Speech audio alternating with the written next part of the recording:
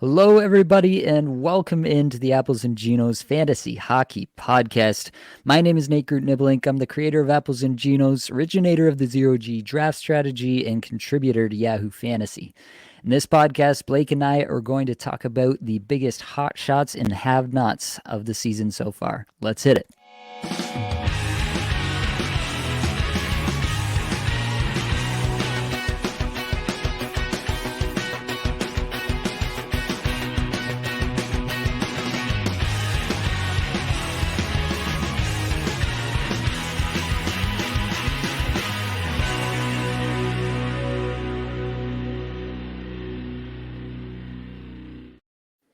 Now, of course, I have your friend and my best friend, Blake Creamer, here with me. Blake, how are we feeling tonight? Buddy, I was feeling kind of down. I mean, we were talking a little bit about our fantasy teams and having a little, pre-show rant, getting out the yuckies and bringing in the goods, right? And that right there is what I need, Nate. You know I like that. Buddy, we actually did something fun today. Well, first off, I'll talk about that, but do you ever get when your fantasy teams are losing, does it ever affect your mood at home? Like, are you just like a dink at home sometimes? And your wife's like, what's your problem? And you're like, freaking guy, he's not getting me any points. Like, I don't know. Has that ever happened to you, Nate?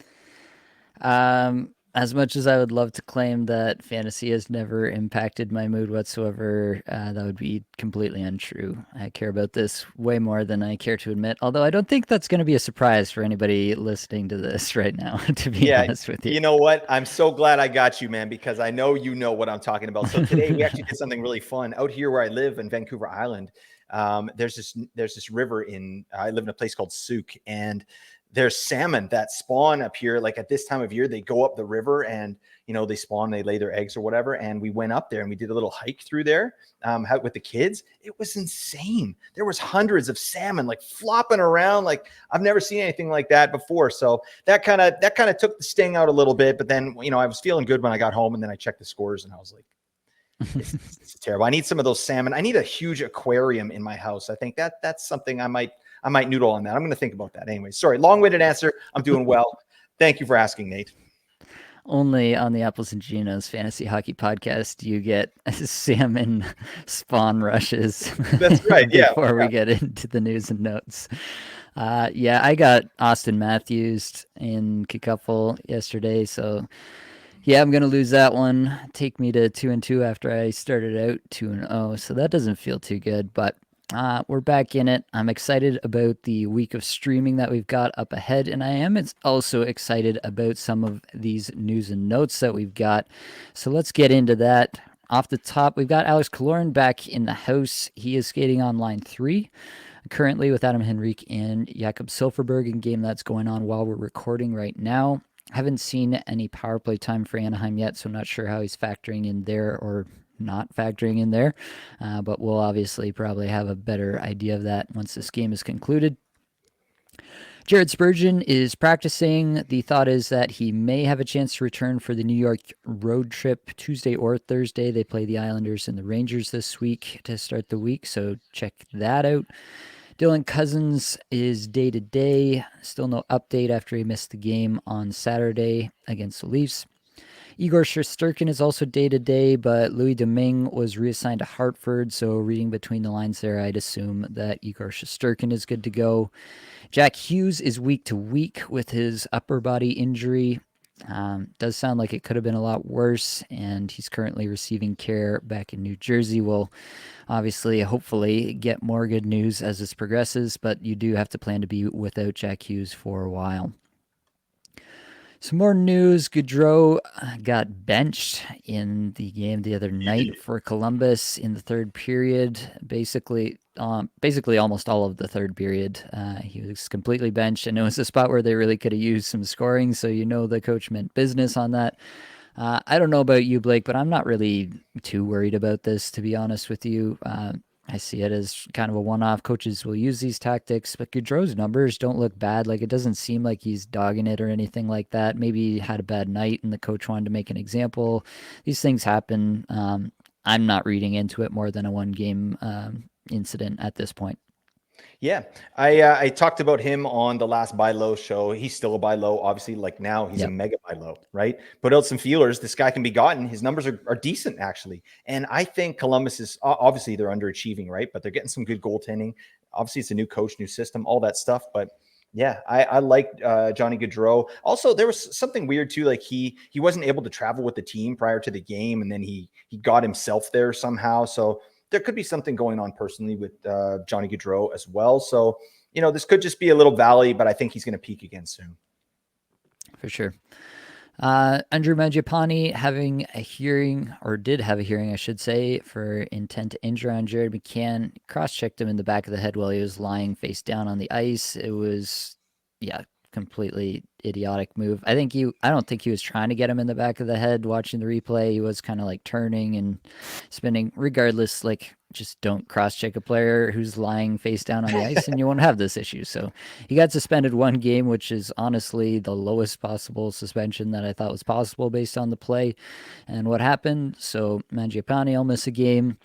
Matthew Nice practicing today on the top line with Matthews and Marner. At least have a great schedule this week. If you listen to or watch the waiver wire episode that we did earlier this past weekend here, then you'll know that for sure. And I did say, actually, I think I said exactly the words that if Matthew Nice, we find out that he's practicing on the top line with Matthews and Marner, he would be my top Leaf streamer of the week. And so here you have it, folks. Matthew Nice practicing line one. I would prefer him to both Tyler Bertuzzi and to Max Domi, who are the other guys that a lot of people will be looking at this week. So there you have it. Anything else there, Blake? Anything from the newsies that you'd like to add? Nope, not at all. I want to get the business here and talk about these first couple players. I'm pretty excited about them. All right. I don't know why you'd be excited about Elias Pettersson or about Quinn Hughes, but they do lead us off here with our Hot Shots segment. Elias Pettersson has been doing pretty okay for himself the last little bit. 4 goals, 10 points in his last 5 games. Quinn Hughes, 3 goals, 10 points his last 5 games. So, yeah, they're both doing pretty okay. Pettersson pacing for 149 points on the season. He's definitely going to hit that. No hiccups whatsoever. Hughes is pacing for 119, so he's not far behind either.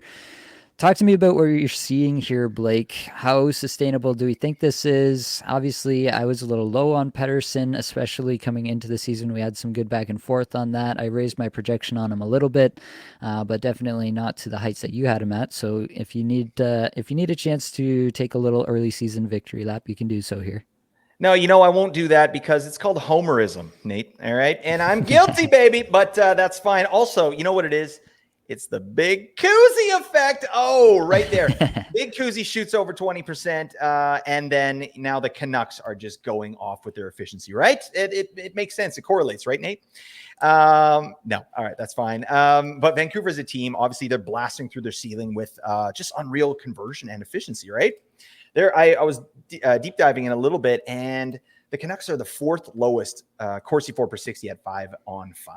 That is not very good. They're not generating very much, pucks at the net, but they have the best shooting percentage in the entire league at 5-on-5 and at all strengths, right? So they're just converting at a really high rate. So we have to take that into account, right? Like this is going to drop off. It's going to drop off, right? But we have seen crazier things. I think if you think about Seattle last season, right, and what they were able to do at even strength, just their conversion was stupid, right? And now look at them this year. Their shooting percentage is in a toilet, right? So I don't know.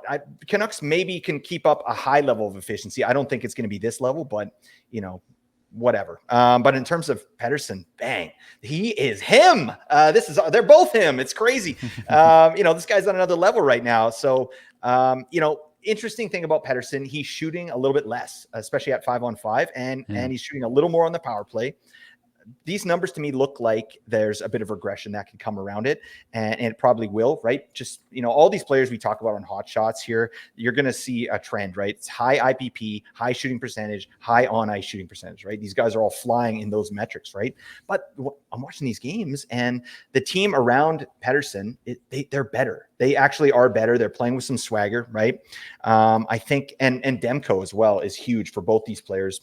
because he's really giving them a chance to win every night. And as you know, just playing hockey in general, when your goalie's on one, he's playing out of his mind, you cheat a little bit, right? You feel more comfortable being creative, making plays, right? Making dangerous plays that you might not normally do, right? But anyways, Pettersson's going to regress, but I think Pettersson and Hughes, I don't think the regression is going to be super crazy. Like Pettersson, I liked what he was able to do last season. Like he's a high IPP guy, right? He drives a lot of offense. So I think, it's really high right now, but that's going to drop down. But I don't think the drop down is going to be too crazy. To me, Quinn Hughes is the one that's really kind of done something remarkable, right? He's doubled his shots on goal per 60. That's really interesting, right?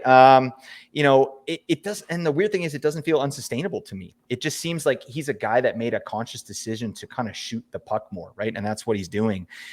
He just looks like a player that's kind of taken the next step there, and he's driving everything out there as evidenced by his IPP, right? I think it's, 62% on the season. Like that's elite for a defenseman, right? But I think it's sustainable when you have you're kind of have the caliber that Quinn Hughes does. So I don't know. Right now, is he the best D-man in the league, Nate? I don't know.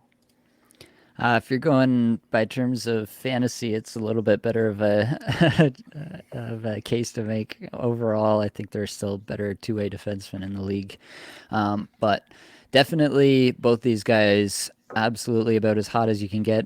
It didn't hurt that they had the 10-goal game against the San Jose Sharks to kind of boost some of these numbers. That definitely helped for sure.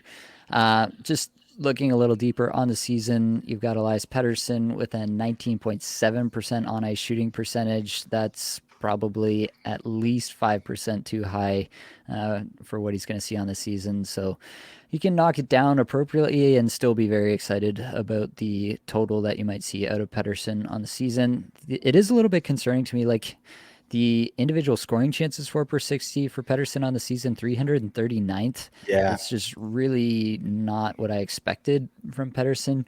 Part of that might just be that he's been so efficient that he hasn't had to, generate quite as much, and they've been up big in some games, and you take your foot off the gas a little bit in some of those things. So even still, like 339th, you got to leapfrog a lot of guys to get up to where you expect a guy like Pettersson to be. I think he will get there eventually, but if he doesn't up that soon, then you could see the regression bat swing back pretty hard on him in the near future. So that's just something I'm monitoring. If there is some sort of sell high with Pettersson, I would explore that at this moment. Same with Hughes.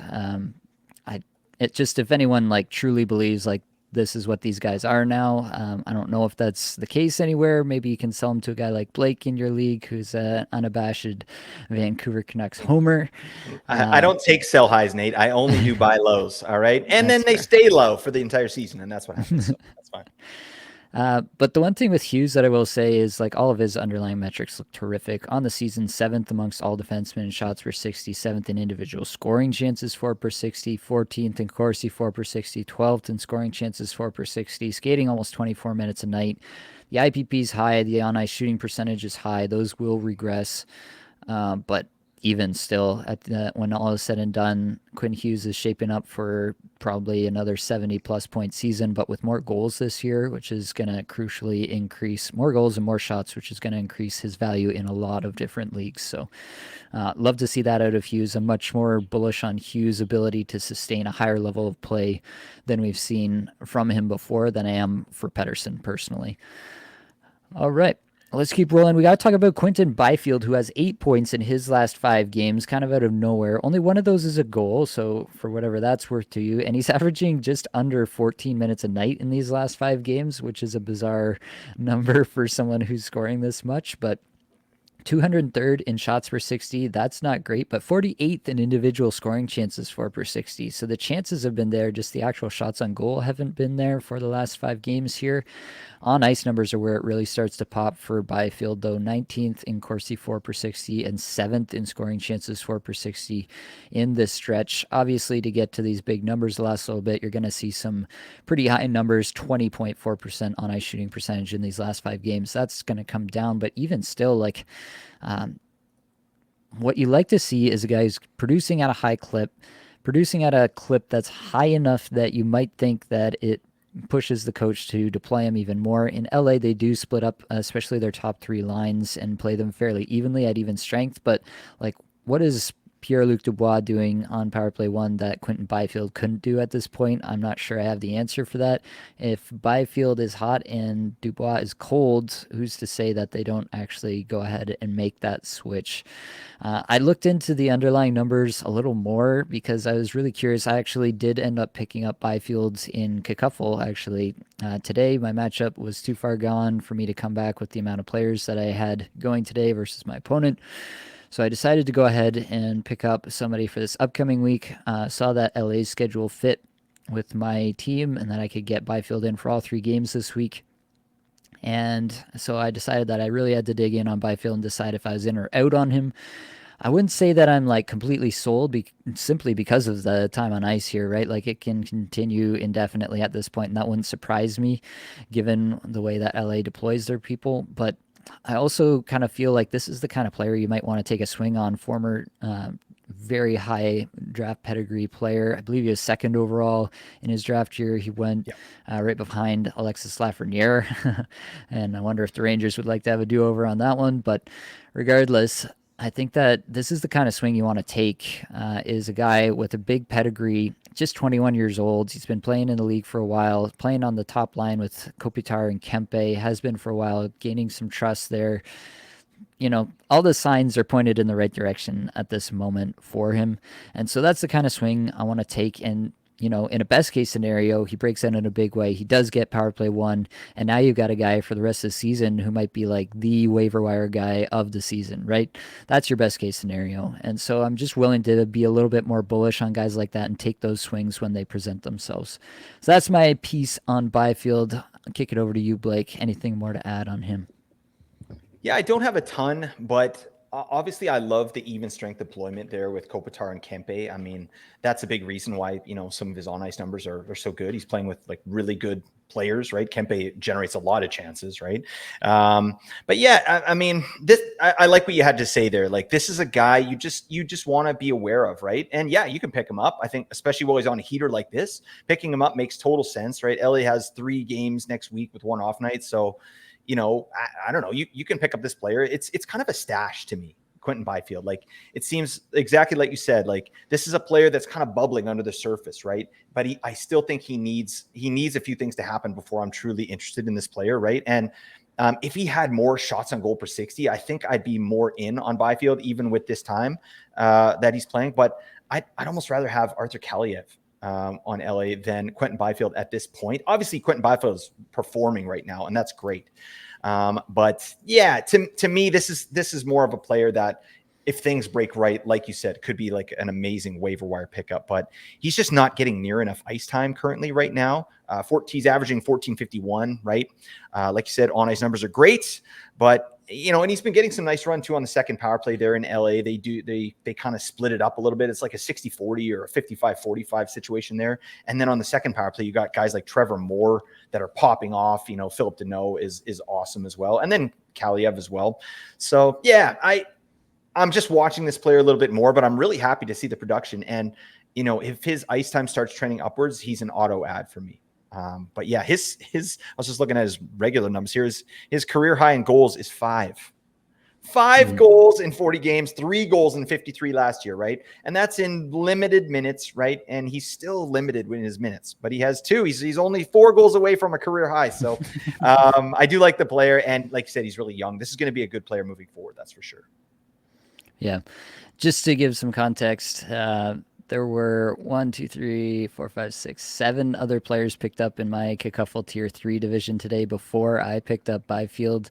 Those players range from Cam Fowler, Kirill Marchenko, who I actually really like, down to Nico Mikkola and Matt Tompkins. So there was not a consensus that Byfield was a must-add amongst some pretty high-tier players in Tier 3 Cacuffle. So fair enough. And definitely it's not a player that I'm like banking on by any stretch, but I think that the upside is enough here, especially if he were to hit that power play one, that in a week where I can get all 3 games out of him and where he's clearly feeling it already, and the underlying numbers are actually quite good outside of just the actual shots on goal. Right. I'm willing to take that swing and find out for this week. All right, let's keep rolling. I want to talk for a second about Ryan O'Reilly. I've had some people asking me if he's a must roster at this point, things of that nature. I really don't think he is, to be honest. He does have 5 goals, 7 points in his last 5 games here, averaging almost 21 minutes a night. So that is obviously really great. My problem with O'Reilly is the same old problem we've always had with O'Reilly. He doesn't shoot. His on ice numbers are not really that good either. 202nd in Corsi 4 per 60, 174th in scoring chances 4 per 60. He's been riding some really high percentages to get to the point where he's at this season at a point per game. He's got a 73% IPP, 30% shooting percentage.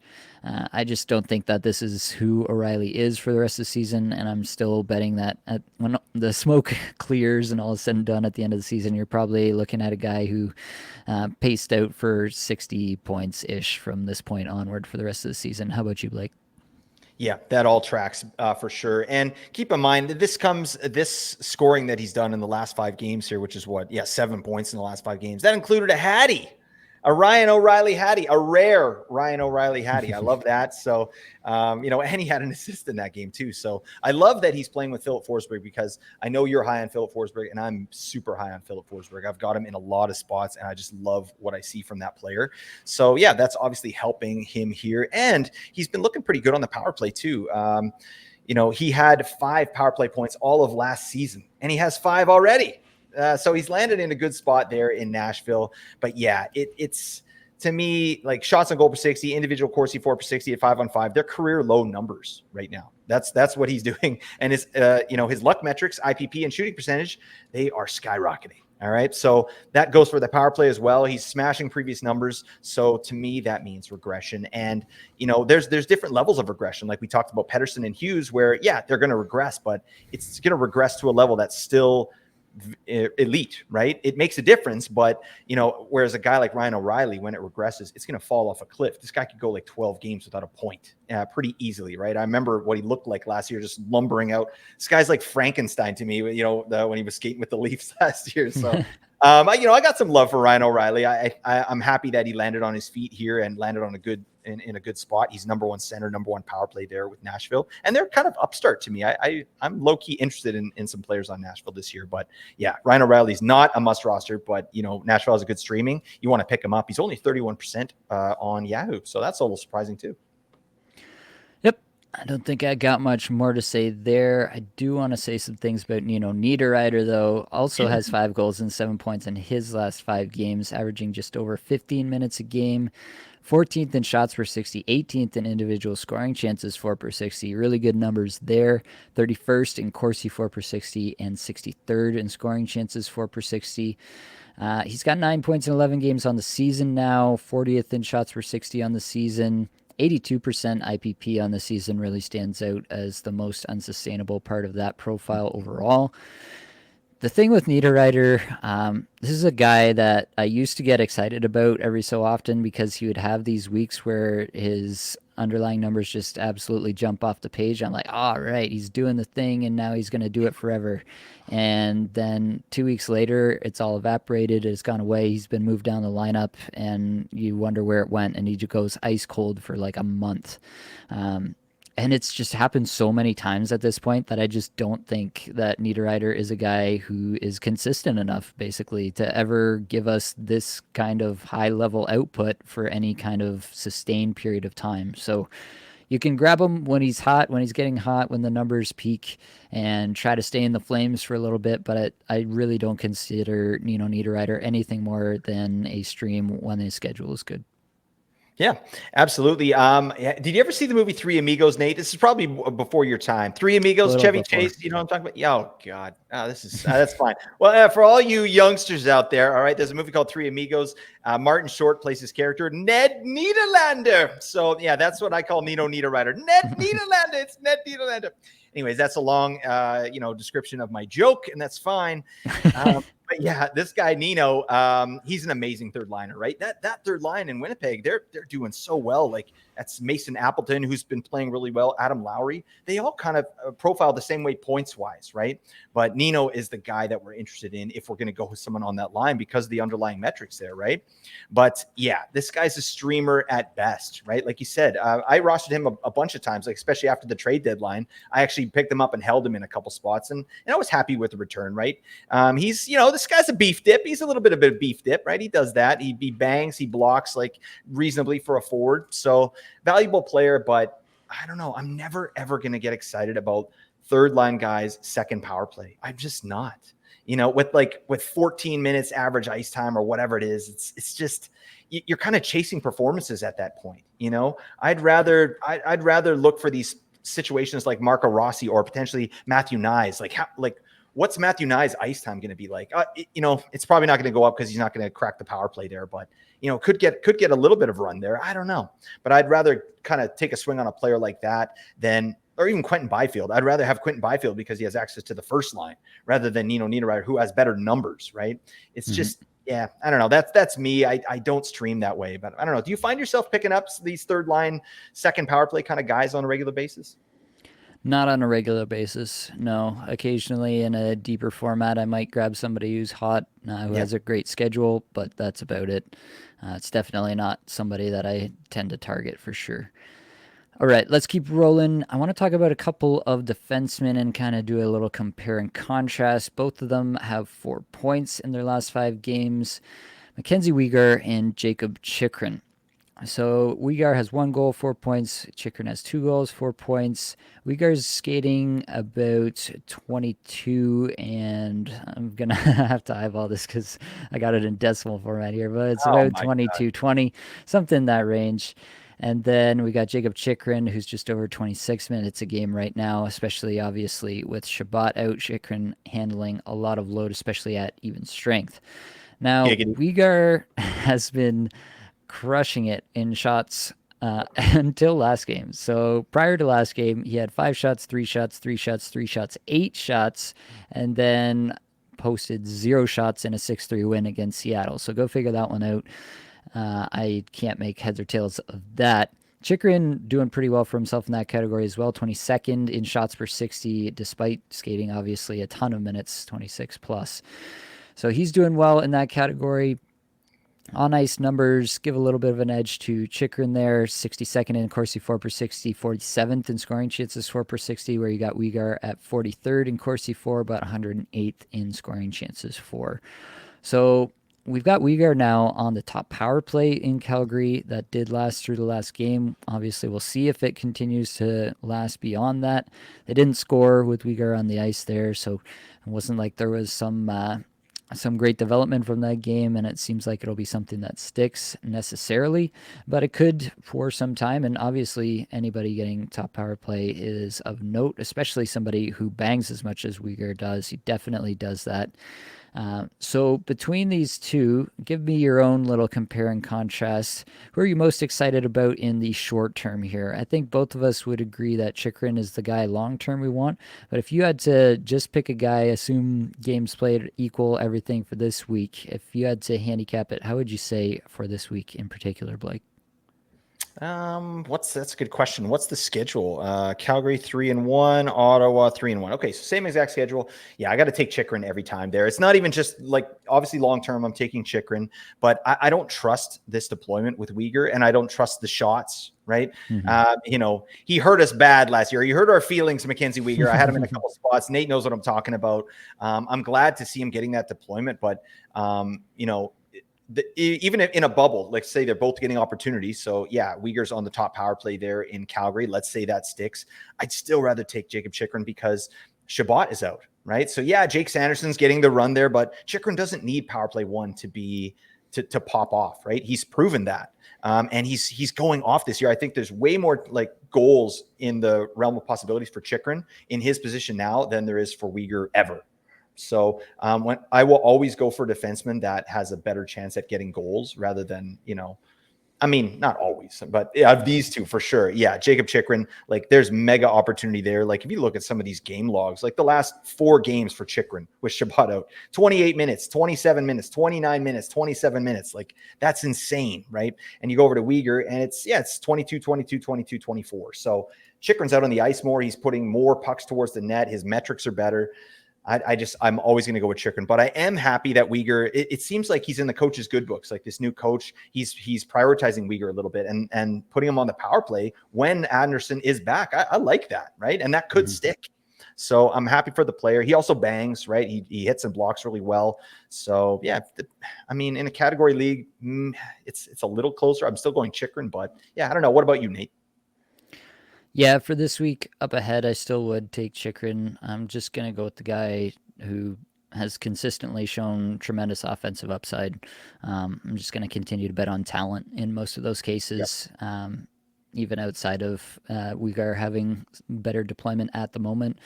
I just think that overall the situation in Ottawa lends itself to a lot more offense as well. He's playing a ridiculous amount of minutes. He's just going to find his way into points, I feel, a lot more often. Okay, we got to keep pushing. There's a few more guys that I really do want to talk about. The first one's JJ Peterka, 3 goals, 6 points his last 5 games, really starting to pop over there in Buffalo, and a team in Buffalo that really needs some secondary scoring. They've been getting it a little bit more with Casey Middlestat and now JJ Peterka emerging a little bit. Peterka averaging just under 15 and a half minutes in this 5-game stretch, 65th in shots per 60, 124th in individual scoring chances, 4 per 60. On ice numbers, not really that great. 179th in Corsi 4 per 60, 193rd in scoring chances, 4 per 60. Is there anything here, Blake, and what would it really take? Obviously, it'd have to be a little bit of a deeper league, or Buffalo would have to have a pretty great schedule for you to get interested in a guy who's not on the power play 1 there in Buffalo. But Peterka is showing something a little bit here. It seems like this is a little bit of a leap maybe from last year where he was at. Do you think that this is a player who has a chance to continue to ascend and to work his way into our collective conscience as a fantasy hockey community? Well, he's got a pretty sweet name. His name's John Jason Peterka. Oh yeah, I like that. 2 first names. That's nice. Yeah, we got to take notice of this player. He's putting up some low key decent metrics too on the season, right? As you mentioned, and he's 3rd on the team behind Tage and Jeff Skinner in shots and goal per 60 at 5-on-5. That's pretty nice with a 9.5er. So he's approaching that 10.0 threshold we like to see here. But again, deployment's still an issue to me, right? I mean, he's right in the wheelhouse of some of these players we've talked about, right? But I think he's definitely viable as a streamer. No question there when Buffalo has a good schedule. And if there's some injuries and this guy's moved up the lineup, now we're cooking, right? Like this is a guy that can do something, and he's showing that right now. He just needs that deployment and the opportunity. I love that Casey Middlestat. Like I think actually Casey Middlestat has turned a little bit of a corner this season. He looks more confident out there. He's getting deployed a little bit better. He's getting more ice time.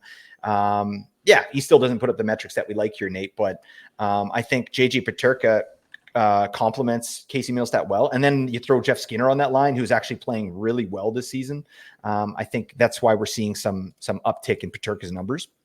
But yeah, I mean, IPP and shooting percentage for this guy still high on the season. You know, it's the usual stuff. Like that's probably going to regress a little bit, but definitely if they have a good schedule, I'm interested. And I think they have just an amazing stable there in Buffalo. Like this is not even a guy you talk about, right? You talk about Benson, you talk about Middlestat, you talk about all the other guys, Power and Darlene and Tage and everyone. But yeah, this guy's good too, right? Cousins, their team is insane. Like just get a good defensive structure, get some good goaltending, and we could be looking at a real wagon here.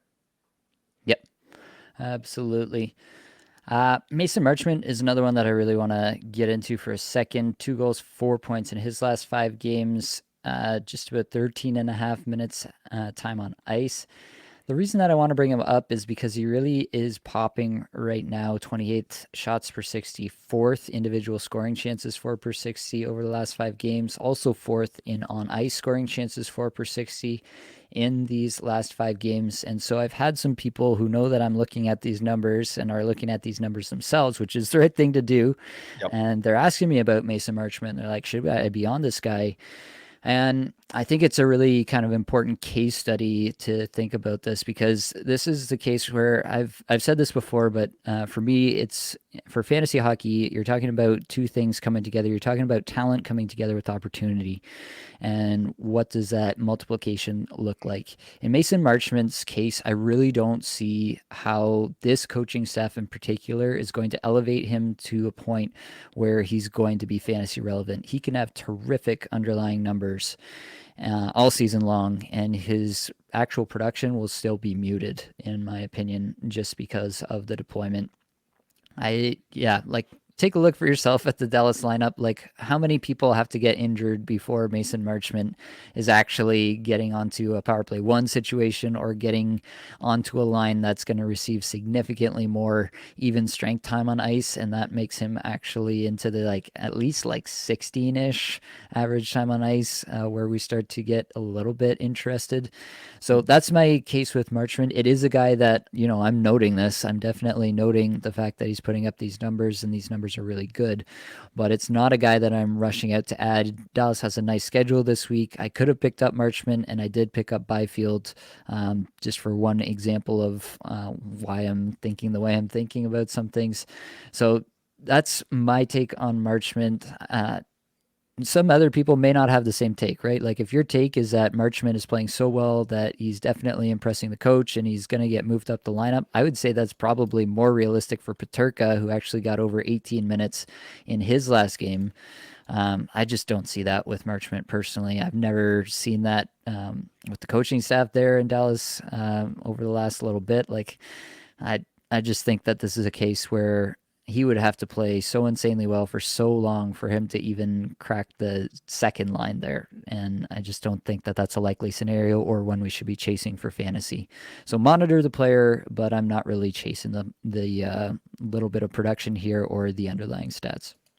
Yep, absolutely agree. I don't have much to add there. Just an interesting fact: all 4 of his points this season have come in the last 5 games as well. So, but his deployment still stinks, right? Yeah. And then the last 3 games, he's had under a minute of power play time on ice, right? So this guy's he's a reasonable streamer this week if you wanted to stream him in, and like if the cupboards are bare, this guy's he can do stuff, right? But it's deep league stuff. Mason Marchment, it's interesting because Marchment, JJ Peterka, and Quentin Byfield, to me, they're all kind of in the same tier. I mean, they're obviously Quentin Byfield to me is kind of the premier one there. And, maybe Peterka, I don't even know where I'm at with that, but they're all kind of in the same window. I think guys that need something else to happen for them to really pop off, but they're putting up some decent metrics, right? And I love to see these metrics from Marchment, but it doesn't mean a damn thing if he's not on the ice, right? 11 minutes, 30 seconds in his last game.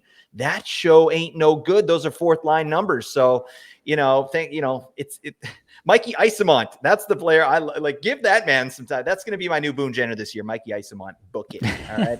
I'm starting a fan club for that man. He's excellent. Anyways, I don't know where I'm digressing there. All right. Well, one more player, and then we'll get off of the hot shots. But Riley Smith has 7 points in his last 5 games, including 4 goals. Now, 4 of those points did come against the San Jose Sharks in the 10-2 drubbing here on Saturday. So take that for what it's worth. He's not averaging a ton of ice time of late, just under 60 in minutes.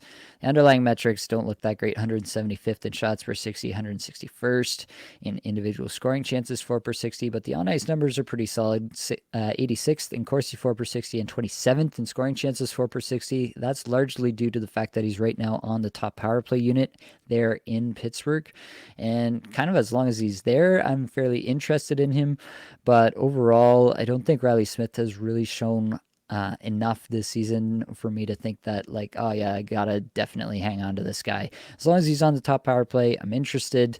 I'm willing to roster him. He's 54% rostered in Yahoo, so he's most likely gone in your league. But if he's not, you can look at him as long as he's in this deployment. But there's nothing there that's really suggesting to me that Riley Smith has broken out to a new level, or he's got such terrific chemistry in the new spot that we should be expecting this to really continue.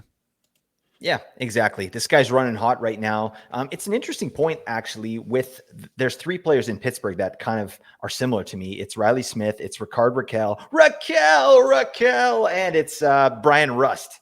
So those three guys, they're all kind of similar to me. They're all getting top 6 deployment, and one of them is getting power play 1. So to me, I would like to roster the player that is getting the power play 1 deployment, and currently that's Riley Smith, right? So I think you just got to kind of keep an eye on that, because they have been switching it up throughout the season. Like Raquel started out the season on power play 1. Then, they moved Brian Rust up there, and now it's Riley Smith, right? And now they just pumped San Jose. Boy, what is happening in San Jose? I mean, we don't go too long on that, but I've never seen anything like that in my life. 2 10-goal losses. Damn, that's crazy. What is this team doing? Yeah, it's not great there in San Jose. I mean, they're tanking is what they're doing. They're doing a better job than anybody Yeah, ever has. So they're the you can best at hand that. that to Yeah. them. Yep. Hand that to them, I guess. All right, before we get into the have-nots, I do have to take a quick second, plug the Discord, click the link in the show description, join the Apples and Genos Discord server. You can come talk fantasy hockey with us anytime, any day. You can also check out the Apples and Geos Patreon if you need some extra advice. I give out guaranteed replies to all questions in the patron only channels and Discord. So if you need that, check out the Apples and Genos Patreon. While you're here, if you could like and subscribe if you're on YouTube. If you're listening, throw us a review, a rating over on the podcast app of your choice. We've successfully, I think, fomented a war between the Apple Podcast listeners and the Spotify listeners. Spotify is cleaning up, so Apple Podcasts people, get in there and get those ratings up, and we'll continue to monitor the progress moving forward. But that all said, let's go straight into the have-nots here. I think that we got to start this off once again with Barrett Hayton, who still has 0 points on the season through 11 games. Just tremendously terrible stuff from Barrett Hayton. I said this earlier in the week, but the underlying stats have really worn off in the last little bit, and so that's got me totally out on Barrett Hayton. I do think that there's a chance that they try messing with the lines at some point. I mean, Keller and Schmaltz have been fine without him, but at this point, he's a little bit of dead weight, it feels like. So, got to wonder if they couldn't change something up there. I think everybody knows at this point we're not touching Hayton until we see some signs of life. The other guy who was in the same category until tonight was Dawson Mercer, but he had a goal tonight, so he got Hey. his first point in 11 games.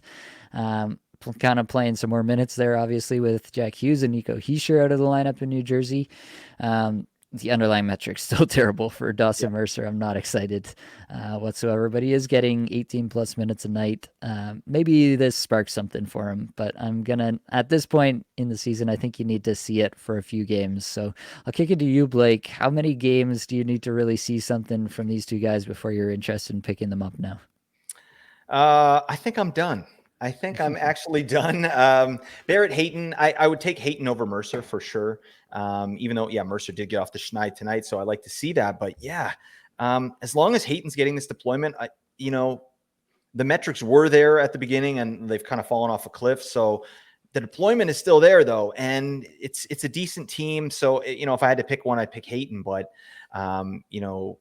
Mercer, the Devils have a crap schedule this week, so he's a drop. He's an easy drop, and I think you have to drop Hayton at this point. There's no reason to hold this guy through, a garbage week, like expecting the best. Like drop him and then keep him on your watch list, because this could be a valuable player.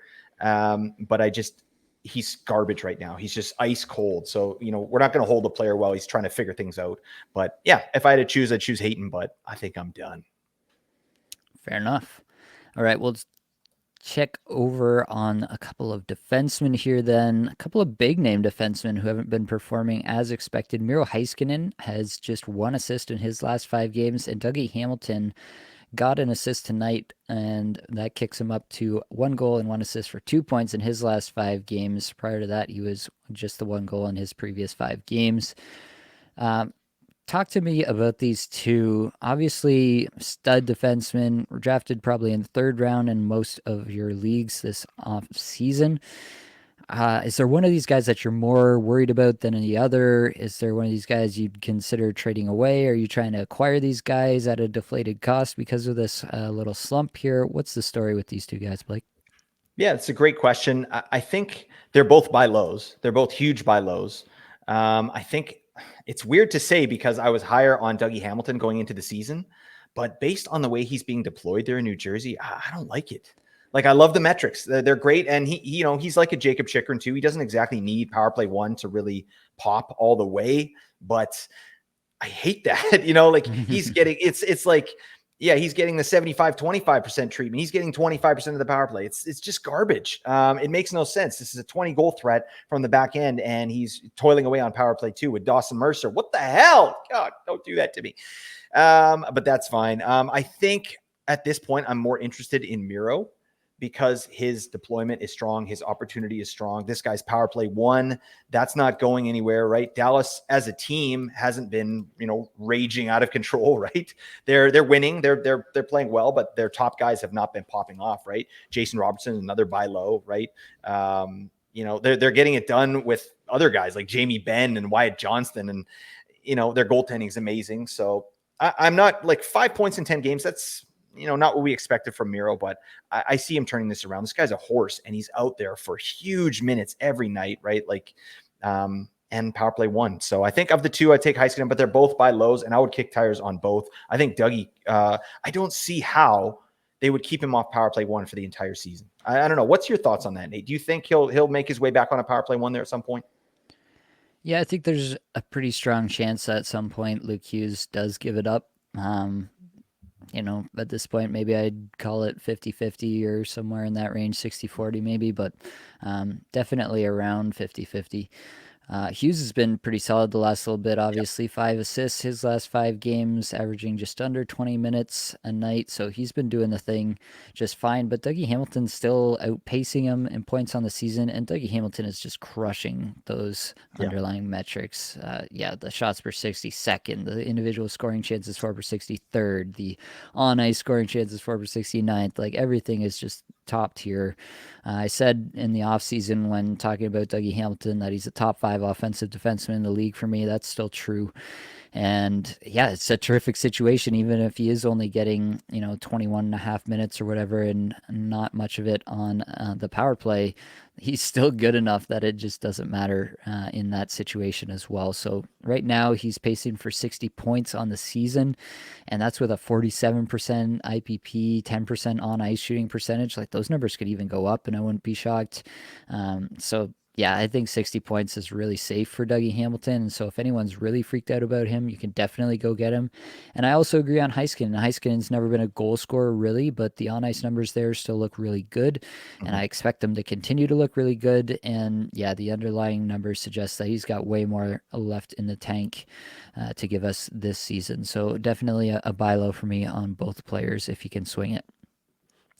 Let's go over to Seattle, talk about Jordan Eberle and Matty Beniers. I've had some people talk to me specifically about Beniers, but Eberle falls in the category as well. Beniers has 1 assist his last 5 games. Eberle 0 points his last 5 games.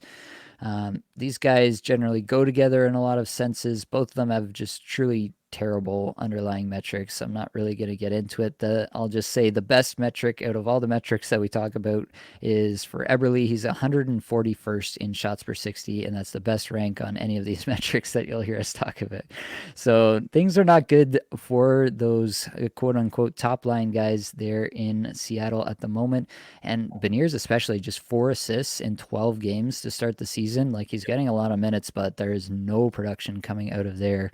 What's your take on the Seattle situation? Do you have any interest? Like, who are the Seattle players that you're actually hanging on to at this point? I don't have any Seattle anywhere. I mean, I've been looking at Jaden Schwartz a little bit just because he's been getting some reasonable deployment. He has dual eligibility, center left wing, so I like that. But and obviously McCann. If you got McCann, you're holding on to him for sure. And Tolvanen can be good in Cats leagues, but this is just a team I'm usually out on, right?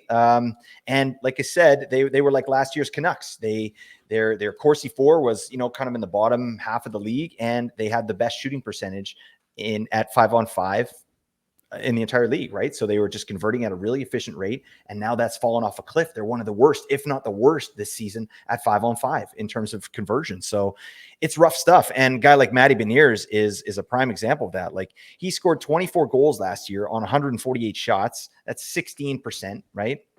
He's shooting less this season, and he's scoring 0. So this is a player I'm way out on. I mean, he's a good player for sure. Don't get me wrong there, but I don't know what it is about Seattle, but I've said this before. I feel like they're playing Moneyball. You know what? They're like, okay, we need 2.4 blocks. Okay, you get out there, Vince Dunn. You go do what you need to do. All right, Matty Beniers, we need 1.3 shots. Get out there. I don't know, but I just am not excited about either of these players, and they're not. Eberle, I don't think I've ever rostered Eberle. I don't know. Do you have any Seattle players, Nate? Like, is this a team? Actually, I want to say I do like Andre Burakovsky. When he comes back, I think he'll be solid. And Bjorkstrand as well is a player that I'm sort of interested in. But I mean, again, it's the stream team over there in Seattle. Yeah. I don't actually have anybody. I did have McCann like last year, and he went higher than I was willing to go for him this year. Schwartz, I do have some love for. I'll pick him up when he's hot. He does have a tendency to do a little bit of the Nino Niederreiter thing himself and Yep. get extremely hot and go extremely cold. But we'll pick up Schwartz. We'll pick up Bjorkstrand. Those kind of guys interest me a little bit. But just to highlight what's happening in Seattle even more, the guy with the most average power play time on ice there is Vince Dunn, 2 minutes 59 seconds. Nobody averaging 3 minutes or more there in Seattle. And then you've got 10 players that are averaging more than 2 minutes and 12 seconds average time on ice on the power play there. So they're pretty much splitting this thing right down the middle. And Kyler Yamamoto is second in power play time on ice. As he should be. Right. So, yeah. I think you're right. I think Dave Haxtell looks down the lineup and he sees Alex Wenberg as the exact same player as Matty Beniers, and Yeah. he deploys them the same way. And unfortunately, that's just terrible for fantasy.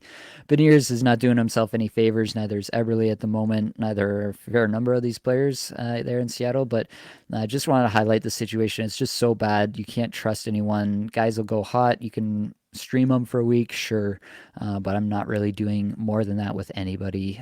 McCann, maybe you hang on to just because you've seen it a little bit more and seen him be a little bit more consistent than any of the others, even with the reduced deployment, but that's pretty much it for me.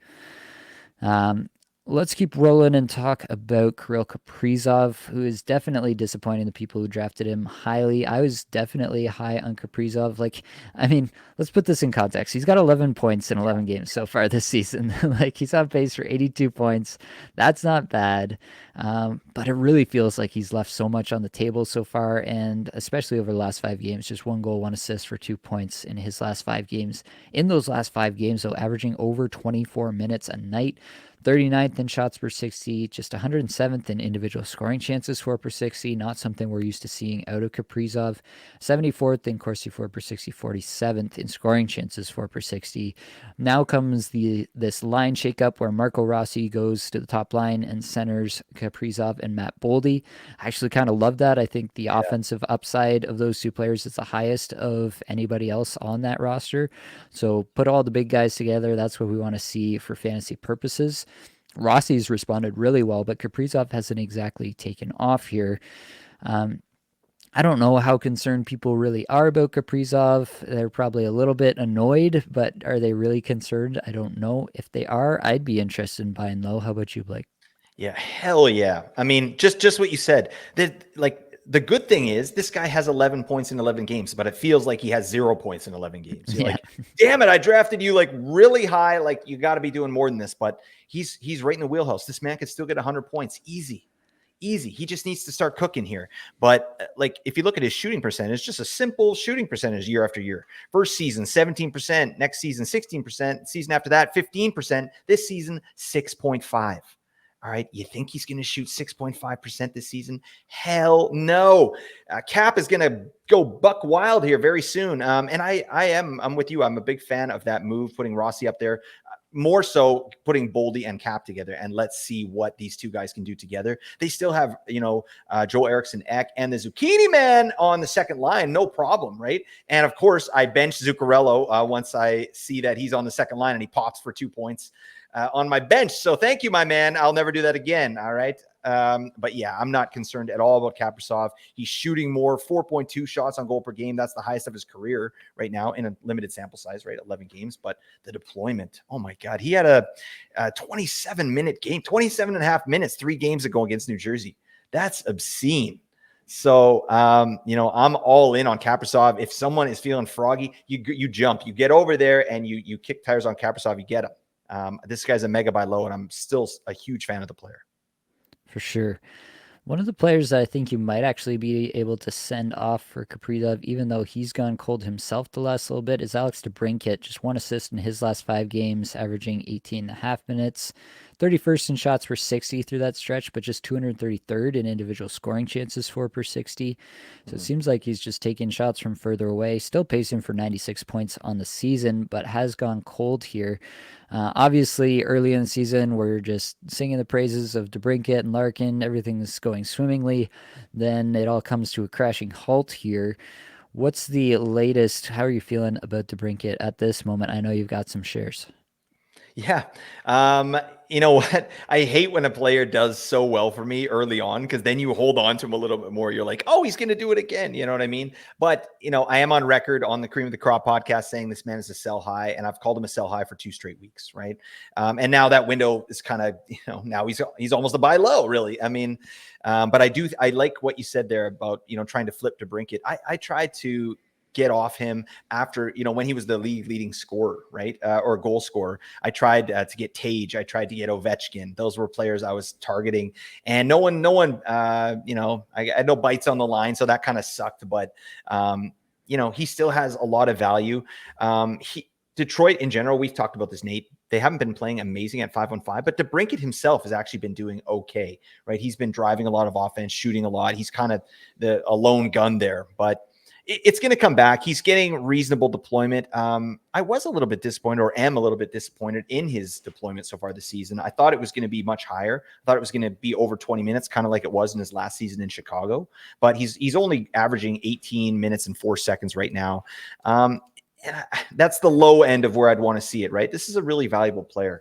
But good news is, he got an assist, and he played just under 21 minutes in the last game. So he very well could go back on a heater. This is a good player, but yeah, definitely some value. And I would DeBrincat for Kaprizov. Oh man, that is a fleecing. That's a straight fleecing. DeBrincat's not going to touch 100 points this year. Kaprizov could go over and above. So I might look at packaging DeBrincat, someone just to get Kaprizov, whatever. You know what I mean? Throw in like Travis Sanheim or something like that. Like, get the hell out of my sight. Yeah, and then you got Alex DeBrincat on here, and Kaprizov, and you're loving life. So, anyways, this is a valuable player. He's going to get back going here, but 1.5 games kind of stinks. For sure. A couple guys that I've compared and contrasted a few times before on this podcast that have gone silent: Shane Gostisbehere, John Klingberg. So Gostisbehere actually has the best deployment of any Detroit defenseman right now. Moritz Seider got bumped to the second power play unit, and Lucas Raymond came up in his stead. So Shane Gostisbehere, the sole defenseman on top power play in Detroit at the moment. But he has 0 points in his last 5 games, averaging just over 19 minutes. And 143rd in shots per 60, but 36th in individual scoring chances for per 60, 59th in Corsi for per 60, 69th, which is pretty nice in scoring chances for per 60. Compare that with John Klingberg over in Toronto, just over 22 minutes. Toronto has some injuries on the back end, so Klingberg is part of the actual NHL caliber top 4 that the Leafs have currently, so he's getting a ton of minutes there. And, the on-ice numbers look pretty solid. 30th in Corsi for and 41st in scoring chances for per 60. Obviously, on the Leafs top power play, that'll do it for you. 112th in shots per 60, 177th in individual scoring chances for per 60. I've already talked about how I don't really like John Klingberg and never have, and I didn't like the signing, and I wanted Shane Gostisbehere. But now that both of these guys have gone quiet, and one is getting more deployment than the other, who would you take here, Blake? Yeah, that's a really interesting question. I'm surprised with Shane Gostisbehere's deployment at even strength, actually. Like, last game here, just looking at the game logs, like, he only played 15 minutes and 47 seconds, and that included over 5 minutes on the power play. So he's only playing 10 minutes and change at even strength, or penalty killing, or whatever. Like, I don't know. That's like giving me Kalen Addison vibes, right? I'm not into that. So I like it better if Gostisbehere is getting over 20 minutes, right? Even if it's just 20, right? That to me is more valuable. Like, right now, I think you can't, like, Klingberg's probably the guy that I would go with, but it doesn't feel good, right? Like, I think Gostisbehere is the better player. And if Gostisbehere has 20 minutes the same way Klingberg's getting 20 minutes, it's Gostisbehere every day of the week. But Klingberg's actually getting deployment.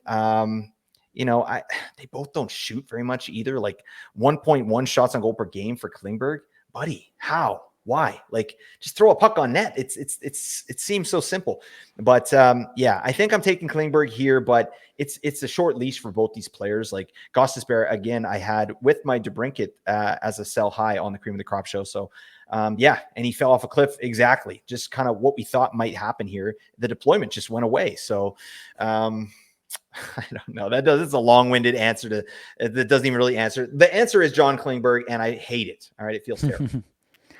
Yeah, I will say with Shane Gostisbehere, whenever you can play Jeff Petrie double the minutes of a Shane Gostisbehere, you absolutely have to do that. Petrie's been scratched multiple times for the Red Wings this year, but apparently they really need to get him into the games and have him lead the team in even strength time on ice, which they did in the last game.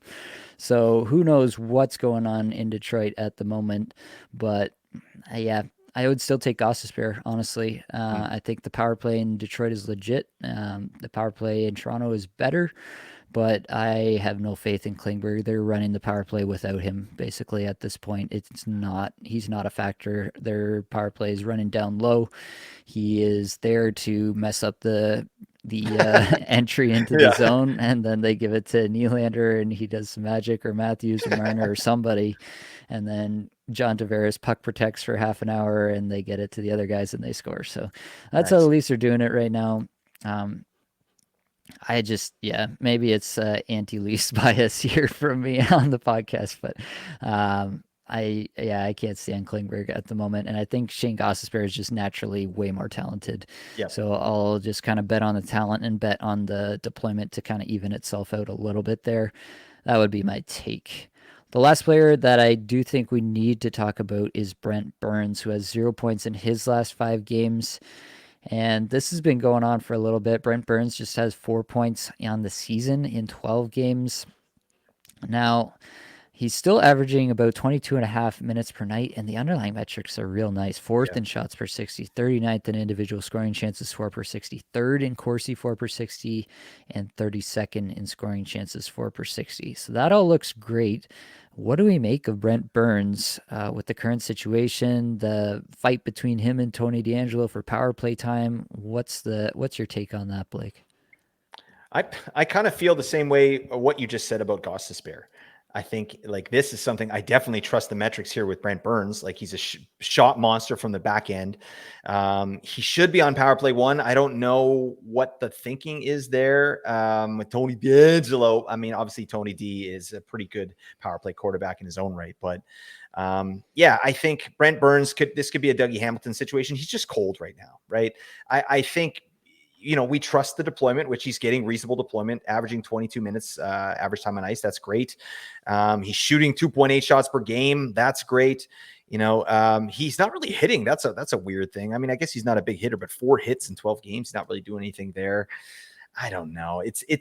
He had 23 power play points last year. He's not going to touch that this year if they keep him where he is. Like he's got a 43% power play share. So I don't know, but I do trust the metrics there. Brent Burns, like this is elite stuff, right? And he's getting 22 minutes average time on ice. So I think it's going to even itself out. We're probably looking at a player that, ends up with maybe 50 points, right? 50, 55 points. And I'd be happy with that with Brent Burns. I didn't get him anywhere, but you didn't have to spend a lot of draft capital to pick up Brent Burns. Although it does suck because we thought he was going to get power play 1 this year. And Tony D came in and just put his collar up and just said, "Hey, buddy, get the hell out of my sight." And then he just booted Brent Burns to the curb.